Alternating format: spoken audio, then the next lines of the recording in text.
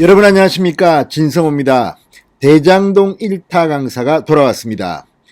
자, 지난 국민의힘 대통령 후보 경선 과정에서 이 대장동 의혹을 특종해서 관심을 모았던 원희룡, 현재는 이 윤석열 선대위의 총괄 본부장 정책 부분을 맡고 있습니다. 자, 원희룡 본부장이 오늘 굉장히 놀라운 사실을 폭로했습니다.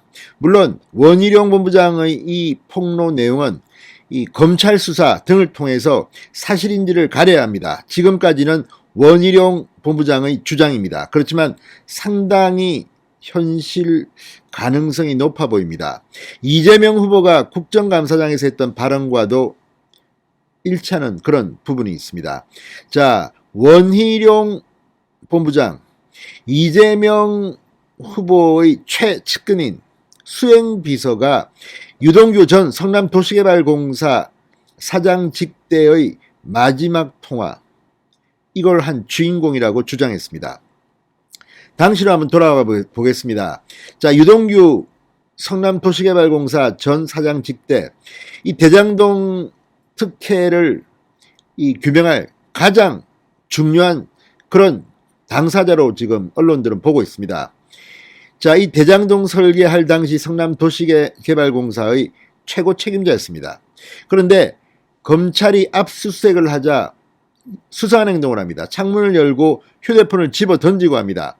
그런데 문제는 이 당시 정황을 이재명 후보가 언론들이 보도하지 않은 것까지 알고 있다는 겁니다. 그리고 몇 가지 사실들이 그 뒤 밝혀지기 시작합니다. 바로 정진상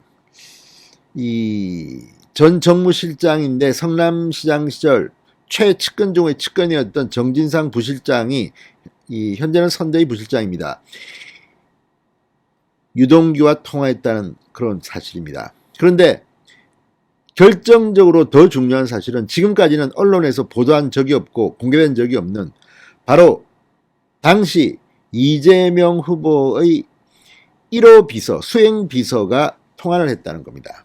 자, 이 사실이 폭로되면서 앞으로 검찰 수사에 활기를 띨 것으로 보입니다. 무엇보다 이재명 후보와 대장동 의혹 간의 고리가 하나둘씩 드러나는 게 아닌가 싶습니다. 아무튼 오늘 원희룡 본부장의 폭로 때문에 이재명 후보와 대장동 수사는 접점을 찾을지도 모르겠습니다. 진성호의 융단 폭격 시작합니다. 이재명 민주당 대선 후보를 융단 폭격합니다. 방송에 앞서 아직 진성호 방송에 구독자가 아니신 분은 붉은색 구독 버튼 눌러주십시오. 더 좋은 방송으로 보답하겠습니다. 오늘 원희룡 본부장의 이 폭로는 상당히 놀랍습니다. 자, 이 민주당 이재명 후보의 전직 수행비서, 당시는 수행비서였습니다. 백종선 씨와 이 유동규가 통화했다는 겁니다. 물론 이것은 원희룡 본부장의 주장입니다. 아직 수사에서 확정된 사실은 아닙니다만 이게 사실이라면 이재명 후보와 유동규 간의 연결고리가 드러난 셈이 됩니다. 자, 원희룡 본부장은 오늘 국회에서 기자회견을 열고 유동규가 지난 9월 검찰의 압수수색 당시 정진상 전 경기도 정책실장과 통화한 뒤 자살약을 먹고 검찰 수사관을 기다렸다.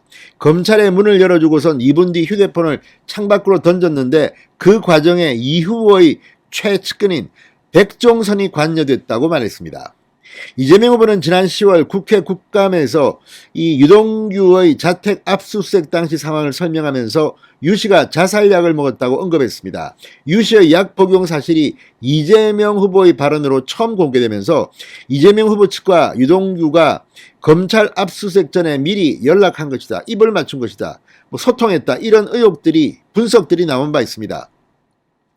그런데 원희룡 본부장은 이때 중간에서 연락한 사람이 바로 수행비서 백 씨라고 주장한 겁니다. 이 부분은 정말 충격적입니다. 원 본부장은 백종선에 의해 정진상과 유동규가 서로 연락해 공조를 취하는 가운데 자살약 먹기, 휴대전화 던지기, 휴대전화를 집어가는 증거인멸, 부장검사 출신을 변호사로 선임하고 유동규에게 붙이는 일들이 이루어졌다는 첩보를 받았다고 말했습니다. 유동규에 대한 압수수색과 체포 이후에 대한 대비책이 진행된 것이다, 이렇게 말했습니다. 유동규가 검찰 수색 전 이 창밖으로 던진 핸드폰을 집어갔던 사람은 정진상 및 이 백종선의 지인이다. 검찰은 이 핸드폰을 찾지 못했고 이후 일반인이 주었다고 했지만 저희가 파악한 정황과는 다르다고 말했습니다. 실제 이 핸드폰을 확보한 것은 검찰이 아니라 경찰이었습니다. 검찰은 이것 때문에 상당한 이 망신을 당하게 됐습니다. 자, 원희룡 본부장은 대장동 분양대행업체가 남욱 변호사 등에게 건넨 43억 원 그리고 이와 관련된 내용 증명 및 부속 서류도 오늘 공개했습니다. 43억 원의 로비 자금에 대한 철저한 수사를 촉구했습니다. 원희룡 본부장이 어디서 이런 빨대가 있는 것 같습니다. 그동안 언론이나 검찰 뉴스에도 나오지 않았던 것들이 오늘 상당히 많이 공개됐습니다. 이건 일종의 검찰 수사에 대한 압박일 수도 있습니다. 왜 이재명 후보를 조사하지 않느냐? 완전히 선을 그었다. 그런데 알고 보니까 유동규와 이재명 후보의 수행비서가 통화를 했다. 이게 사실이라면 이건 정말 경천동자 할 일입니다. 자, 이 원희룡 본부장의 오늘 폭로, 이건 아마 앞으로 또 다른 제2의 뭔가가 틀릴 것 같습니다. 지금 이 유한기 전 성남도시개발공사 본부장의 극단적 선택으로 수사가 잠시 지금 주춤하고 있습니다. 그렇지만 이걸 보면 지금 검찰은 명운을 그려야 할 겁니다. 만약 여기서 제대로 성과를 내지 못한다면 지금 이 수사팀 그리고 이 수사를 하고 있는 서울중앙지검의 지검장, 검찰총장 전부 다 정권이 바뀐 뒤 그들이 피의자로 수사를 받을 가능성도 배제할 수 없기 때문입니다. 진성호의 융단 폭격이었습니다. 여러분 감사합니다.